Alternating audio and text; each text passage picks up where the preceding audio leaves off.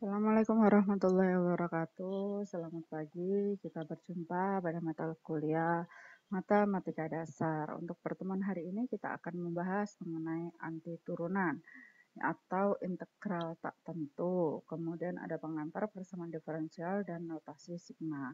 Untuk materi yang pertama yaitu anti turunan atau integral tak tentu. Sebagaimana namanya, anti turunan pada bagian ini akan mempelajari tentang proses kebalikan dari turunan. Perhatikan tiga fungsi fx di bawah ini beserta turunannya. Kalau misalkan ada tiga fungsi, yaitu x kuadrat di mana ditambahkan 2 ataupun ditambahkan 0 dan dikurangi 3, turunan dari ketiga fungsi ini adalah 2x ya. Kalau digambarkan, ini untuk yang pertama, ini yang kedua, dan ini yang ketiga, dia nanti turunannya adalah yang garis lurus merah ini. Tetap semuanya adalah 2x. Secara umum, jika fx sama dengan x kuadrat plus c dengan c anggota bilangan real, maka berlaku turunan dari fx adalah 2x. Nah, di sini kita bisa mengambil kesimpulan bahwa sifatnya misalkan f dan g adalah dua buah fungsi dengan sifat turunan fx sama dengan turunan gx, maka terdapat konstanta c sehingga fx sama dengan gx plus c. Definisi fungsi f disebut anti turunan dari f dinotasikan dengan AF atau integral fx terhadap dx jika turunan dari fx sama dengan fx. Perhatikan gambar berikut. Ini hampir sama dengan yang tadi, di mana yang berwarna biru itu adalah yang x kuadrat plus c-nya ya, ada buahnya, nanti turunannya hanya satu, yaitu fx yang garis berwarna merah ini. Nah, sifat-sifat anti turunan, misalkan R adalah anggota bilangan rasional dan R tidak sama dengan minus 1, maka integral dari x pangkat R dx adalah x R plus 1 dibagi dengan R plus 1 ditambah C. Misalkan R anggota bilangan rasional dan R tidak sama dengan minus 1, maka integral dari U pangkat R dikali dengan turunan dari U X terhadap dx itu adalah U pangkat R plus 1 bagi dengan R plus 1 plus C. Kemudian integral dari sin X dx adalah minus cos X plus C, dan integral dari cos X dx adalah sin X plus C.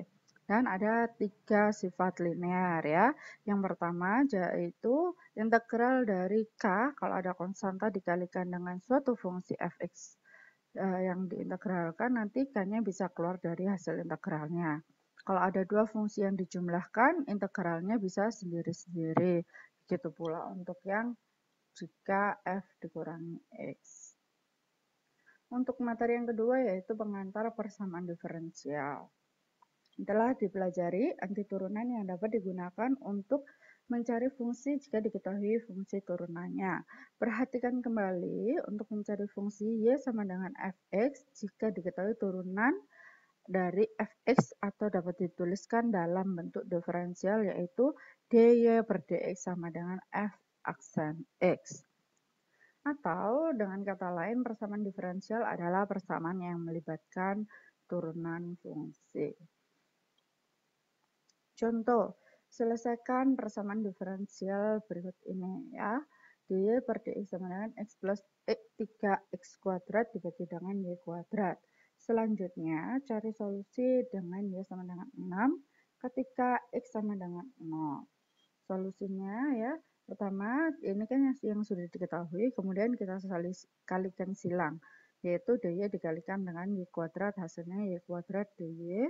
Kemudian ini dikalikan dengannya dx, yaitu x plus 3x kuadrat dikalikan dx. Setelah itu kita integralkan bagian sisi kiri dan sisi kanan, seperti ini.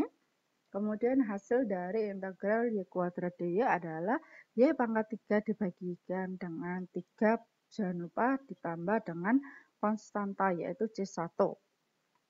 Sama dengan x integral dari x plus 3x kuadrat dx adalah x kuadrat ya, untuk yang x-nya tadi, per 2, kemudian ini adalah hasil integralnya, karena ini nanti 3 dibagi 3 makanya 1, kemudian x-nya ditambah, pangkatnya ditambahkan 1, yaitu x pangkat 3, jangan lupa plus konstanta.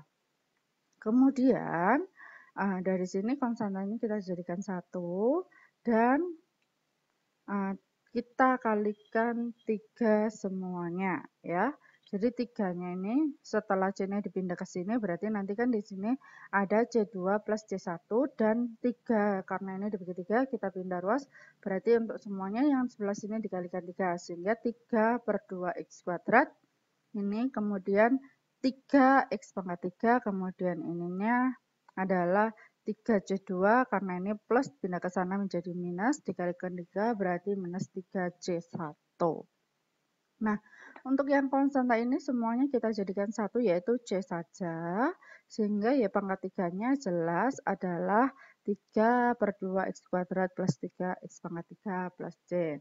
Kemudian karena y-nya pangkat 3 kita bikin pangkat 1 sehingga yang sebelah kanan kita akar pangkat 3 kan. Hasilnya ini. Nah, ini merupakan solusi umum. Solusi dari PD yang masih memuat konstanta sembarang disebut solusi umum. Sedangkan yang telah diberi syarat tertentu sehingga konstanta dapat ditentukan disebut solusi khusus. Nah, di sini kan tadi ada yang solusi, carilah solusi dengan y sama dengan 6 dan ketika x sama dengan 0 itu merupakan syarat tertentunya. Sehingga kita masukkan y-nya adalah 6 dan x-nya adalah 3, ketemu seperti ini. Dan ini adalah 0, berarti sisa C saja, berarti 6 sama dengan akar pangkat 3 dari C, sehingga C bisa saja sama dengan 6 pangkat 3, yaitu 216. Maka solusi khususnya adalah y sama dengan akar pangkat 3 dari 3 per 2x kuadrat plus 3x pangkat 3 plus 216. Sekian dulu untuk yang bagian pertama. Jangan lupa untuk like dan juga subscribe. Bye-bye.